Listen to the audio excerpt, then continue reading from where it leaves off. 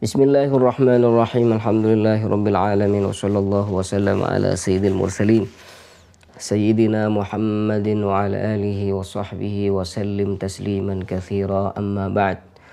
Alhamdulillah, kita akan melanjutkan bacaan kitab Al-Qawa'idul Asasiyah fi Usulil Fiqh. Qala al-musannifu rahimahullah As-Sayyid Muhammad bin Alawi Al-Maliki Al-Hasani fi kitabih Al-Qawa'idul Asasiyah fi Usulil Fiqh maqasidu sighatil amri. Berikut adalah tujuan-tujuan dari adanya sighat amar. Nah, ketika kalian menemukan lafaz perintah, baik itu di dalam Al-Quran ataupun di dalam hadis Nabi Shallallahu Alaihi Wasallam, maka di antara artinya itu yang hakikat adalah wajib. Jadi ketika kalian menemukan lafaz perintah dari Al-Quran atau hadis, maka artinya adalah wajib. Namun ada sebagian lafaz-lafaz perintah yang ketika diucapkan atau yang ketika kalian temukan itu ada yang mempunyai makna lain selain wajib. Qala al-musannifu rahimahullah wa hiya taridu limaqasida muta'addidatin. Lafaz perintah yang antum temui di Al-Quran ataupun hadis Nabi Shallallahu Alaihi Wasallam, maka itu mempunyai beberapa arti. Di antaranya adalah al-ibahah. Al-ibahatu faminhal ibahatu. Kalimat perintah itu kadang mempunyai arti boleh, jadi tidak wajib walaupun ada perintah. Wa dzalika ka qoulihi ta'ala, dan itu seperti firman Allah Subhanahu wa taala, kulu minat thayyibat, hendaklah kalian semua makan dari yang halal, dari yang baik, yang sehat bisa. Apakah wajib kita makan nasi? Tidak wajib, tapi hukumnya boleh. Ya, apa hukumnya makan ikan? Boleh, tidak wajib. Nah, ini bisa kita ambil dari firman Allah Subhanahu wa taala, kulu minat thayyibat. Jadi ayat ini menunjukkan akan bolehnya makan yang baik, yang sehat atau yang halal bisa. Jadi tidak wajib. Wa minha at-taswiyatuh. Wa minha at-taswiyah. Kadang lafaz perintah tapi mempunyai arti taswiyah. Taswiyah ini artinya sama, mau dilaksanakan ataupun tidak. Nahu qaulihi ta'ala fasbiru aw la tasbiru. Hendaklah kalian sabar atau tidak, ya sama-sama saja gitu. Diam di sini atau di sana sama-sama saja. Nah, jadi kadang lafaz perintah tapi mempunyai arti sama. Wa minha at-tahdid. Kadang lafaz perintah itu mempunyai arti tahdid. Tahdid itu artinya ancaman. Jadi Allah Subhanahu wa taala itu mengancam, kadang mengancam. Nahu qaulihi ta'ala, seperti firman Allah Subhanahu wa taala, i'malu ma syi'tum. Adalah kalian semua melakukan apa yang kalian inginkan. Udah, terserah kalian, lakukan, terserah kalian. Ini ancaman dari Allah Subhanahu wa taala. Mau zina terserah, tapi kelak akan mendapatkan siksa. Ini ancaman.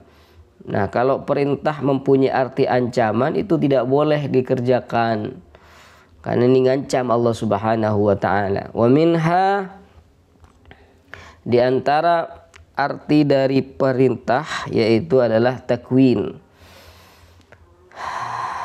Allah.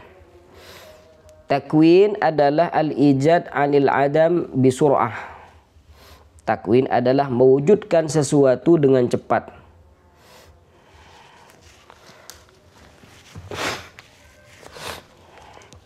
Mislu qaulihi ta'ala kun fayakun. Hendaklah ada maka langsung ada.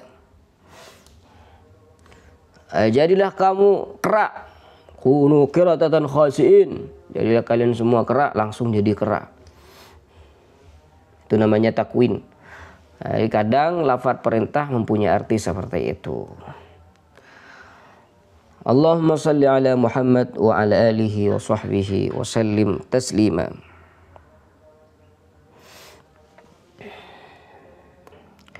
Bismillahirrahmanirrahim. Qala al-musannifu rahimahullah, man huwal mukhatabu bit taklif.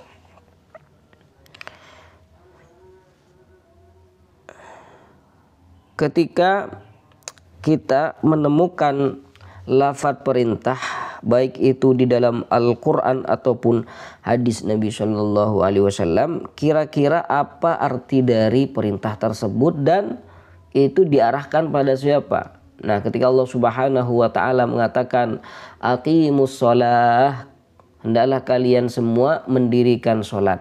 Nah, ini siapa yang dikhitab oleh Allah?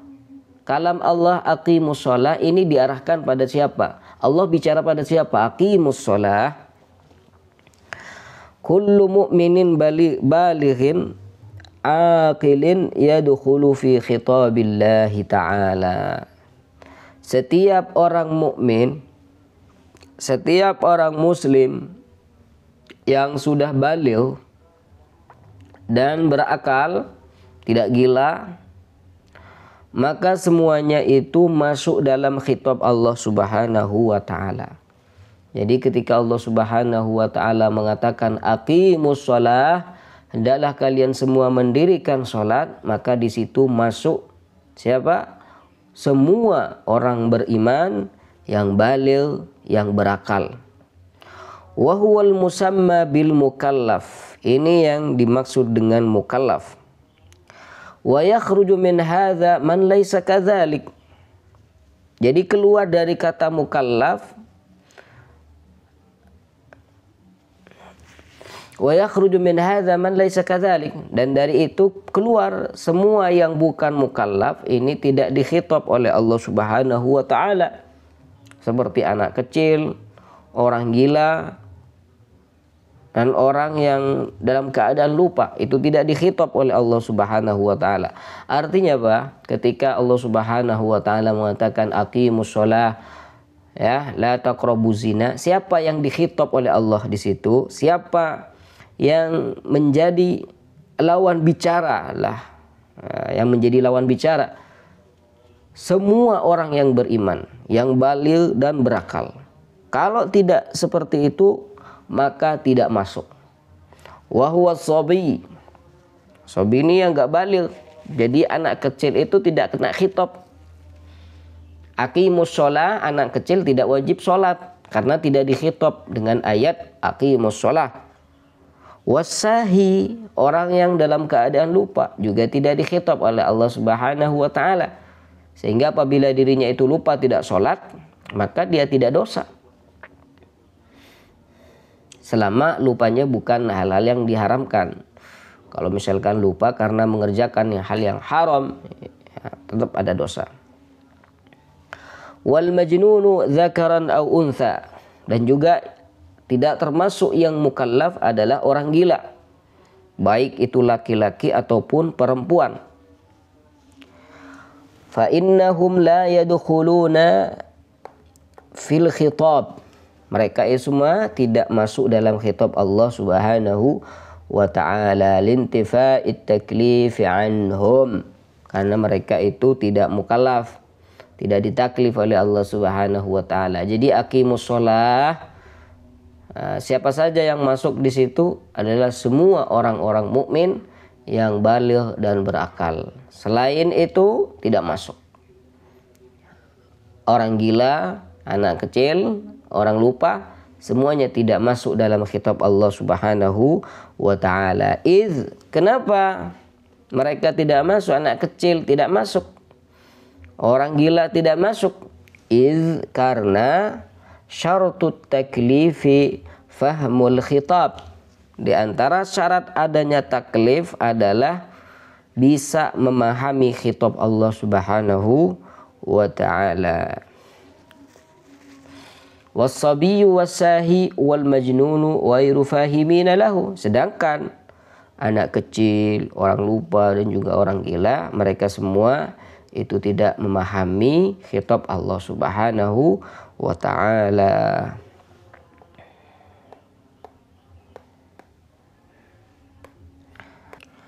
Bismillahirrahmanirrahim. Qal al-musannifu na'am. Ya. Yu'maru sahi ba'da dhahabis sahwi anhu hala taklifihi bijabri khalalis sahwi wa qada'i ma fatahu min nahwi salati wa dhamani ma atlafahu minal mal. Kita tahu tadi bahwasanya orang yang lupa, anak kecil dan juga orang gila, itu mereka tidak mukallaf, tidak ditaklif, tidak diwajibkan oleh Allah Subhanahu wa ta'ala untuk sholat, untuk puasa. Mereka tidak wajib. Namun mereka itu dituntut untuk mengganti sholat atau kewajiban yang tidak terlaksana ketika mereka itu lagi lupa. Nah, ini khusus orang yang lupa. Di antara orang yang tidak mukallaf tadi adalah orang lupa. Lupa dirinya gak sholat. Maka ketika sudah keluar waktu, dia ingat misalkan, maka dia wajib mengganti sholat yang ia tinggalkan ketika saat lupa.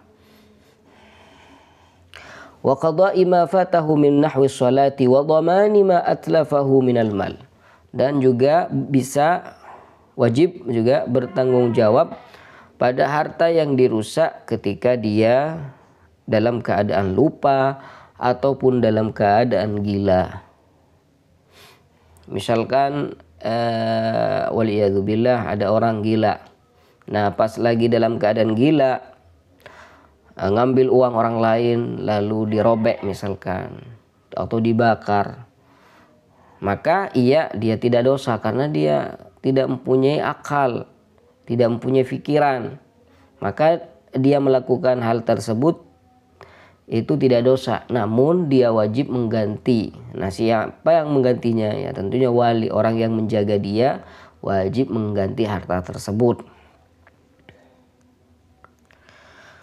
Wala khitaba yata'allaqu bifi'lin ghairil baligh balighil aqil. Jadi tidak ada khitab yang berkaitan dengan pekerjaan orang yang tidak baligh, yang tidak berakal. Wa waliyus sabi wal majnuni mukhatabun bi ada'i ma wajaba fi malihi ma minhu. Jadi wali dari anak kecil, dari orang gila, mereka itu dikhitab oleh Allah Subhanahu wa ta'ala untuk memberikan apa yang wajib di harta mereka. Jadi kalau misalkan anak kecil ini punya harta yang banyak, orang gila juga punya harta yang banyak, maka walinya nanti yang membayar zakat. Walinya yang nanti mengganti harta yang dia rusak. Kazzakati wa dhamanil mutlaf, seperti membayar zakat. Nah, mengganti rugi harta yang dirusak oleh dia. Jadi walaupun orang gila dan anak kecil ini tidak dikhitab oleh Allah Subhanahu wa ta'ala, namun walinya tersebut harus mengganti kewajiban tersebut. Kama yukhatabu sahibul bahimati bidhamani ma atlafathu haitsu farrata fi hifdhiha. Seperti halnya orang yang mempunyai binatang, anggaplah punya kambing. Ini ada surah kambing nih karena saya mengembala kambing.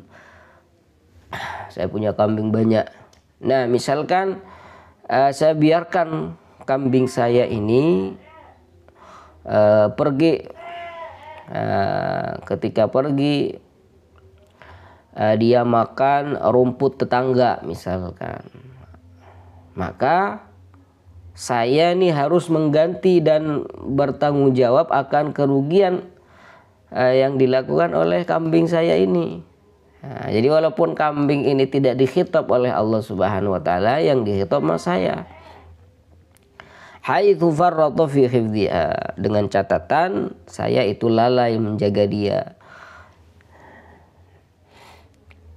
litanazzuli fi'liha fi hadhihi al-halah manzilata fi'lih. Jadi apa yang dilakukan oleh binatang ini ditempatkan di tempatnya pekerjaan dia yang punya binatang tersebut, yang punya hewan tersebut.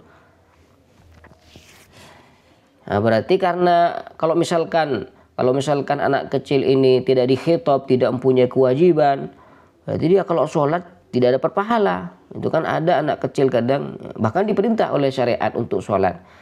Amuru auladakum lisab'in, hendaklah kalian semua memerintah anak-anak kalian untuk sholat ketika umur mereka itu sudah nyampe 7 tahun. Nah, kalau masih umur 7 tahun kan berarti tidak mukallaf. Nah, berarti ketika mereka itu melaksanakan sholat nantinya mereka tidak dapat pahala dong. Nah, di sini dijawab oleh beliau bahwasanya ibadah mereka itu tetap sah dan mereka itu mendapatkan pahala. Nah, di sini pertanyaannya, pahala yang didapat oleh anak kecil itu bukan karena melaksanakan kewajiban. Ya. Di sini mereka dapat pahala karena agar mereka itu membiasakan diri nanti ketika mereka sudah baligh. Gitu. Wa sihhatu ibadatis sabiyyi. Di sini dikatakan wa sihhatu ibadatis sabiyyi ka salatihi wa shaumihil muthabbi alaihima laisa li'annahu ma'murun bihima. Sahnya ibadah anak kecil seperti sholat dan puasanya dia akan mendapatkan pahala karena dia telah sholat, dia telah puasa, dan dia itu akan mendapatkan pahala dari itu semua. Nah, dia mendapatkan pahala apakah karena dia diperintah untuk sholat dan puasa? Tidak. Laisa li'annahu ma'murun bihima. Bukan karena dia melakukan kewajiban. Kama fil baligh, seperti halnya orang dewasa, orang yang sudah baligh, orang yang sudah mukallaf. Kita ini kalau sholat, kalau puasa, kita dapat pahala. Dapat pahala karena kita sudah mengerjakan apa yang kita wajib kerjakan. Nah, kalau anak kecil kan tidak baligh. Ketika mereka itu melaksanakan sholat dan puasa, mereka dapat pahala. Nah, mereka dapat pahala bukan karena melaksanakan kewajiban, tapi karena agar mereka itu membiasakan diri nantinya. Bal ya'tadaha, agar dia membiasakan sholat, membiasakan untuk puasa, fala yatrukuha ba'da bulughihi insyaallahu ta'ala, sehingga mereka itu tidak akan meninggalkannya sholat lagi insyaallah setelah mereka baligh. Allah.